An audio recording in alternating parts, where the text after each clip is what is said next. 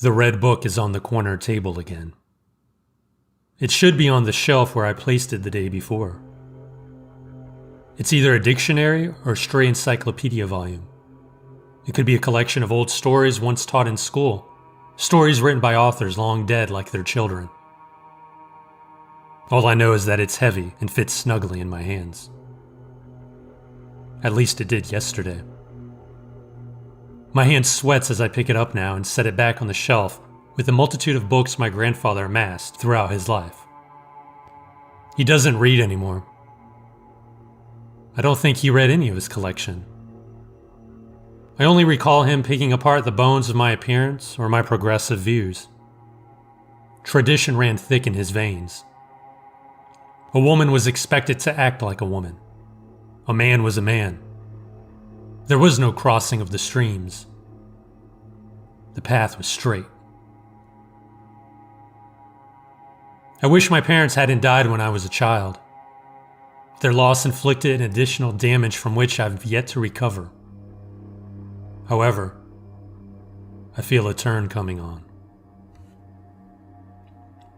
I don't remember my parents, but my mind has been foggy for the past several months. Perhaps they would have disapproved of me just like my grandfather. Perhaps they would own a wall of unread books. Perhaps one of those books would be held together by a sturdy red cover. I'll never know, and that hurts just as much as everything my grandfather spat at me. I can't remember any love from the man. Was he bitter that I was his responsibility? Was he angry I became my own person? I can hear my grandfather breathing like he always did before he'd launch into a tirade. That sound of a sigh and gasp readying the mouth for words I'd heard before and would undoubtedly hear again. Maybe that's what got to me. Not the message, but his monotonous predictability. "Do you look in the mirror when you dress?" he'd ask. "Do you want to look like a tramp? You do know what a tramp is, right?" "Yeah, you probably do.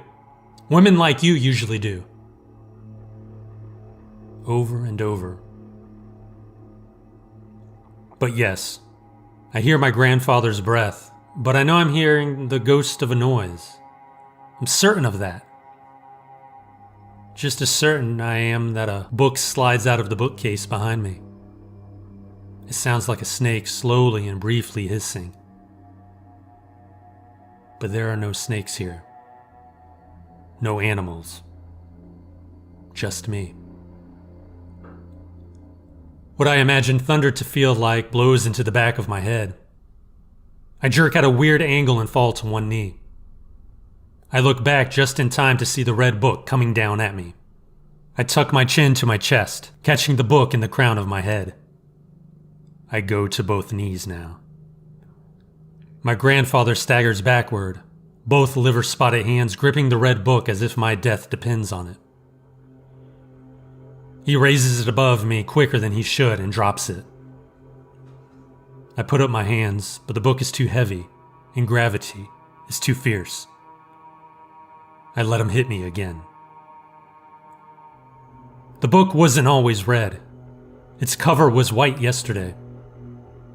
I made sure it was red, I did, but the color didn't keep.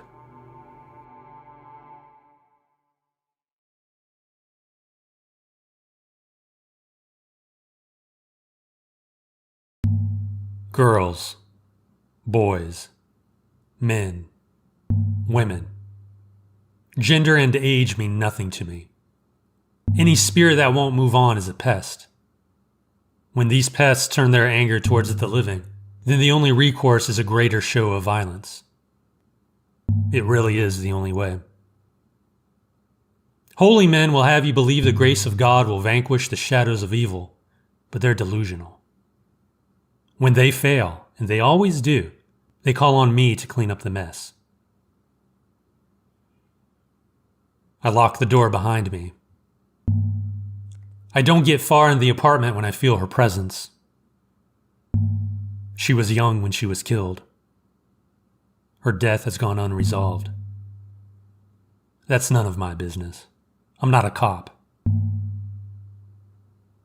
I feel you, I call out to the apartment. Tiny, aggressive. You're one unhappy little thing. From down the hall, she growls in response. I don't see her yet, but if she's forceful enough to be heard, then I shouldn't have to meditate much to reach her frequency. In fact, I've already started to pinpoint all my energies into pulling away from the mortal plane. She rushes me head on. I step out of her way and push her head into the door. Her momentum helps create a hell of a thud. I see her now. She looks like she just stepped out of a prairie with her dress, which hides her ankle, and her long brown hair tied in a thick braid, like a milkmaid in training. I smile as she swings around and howls at me. I catch a glimpse of her teeth, perfectly pointed, eroded by years of resentment toward the living. She didn't want to be killed. She wants everything the living possess. Being dead is a cold, lonely existence. Too bad. I'll give you one chance to move on, I tell her, but she's not listening.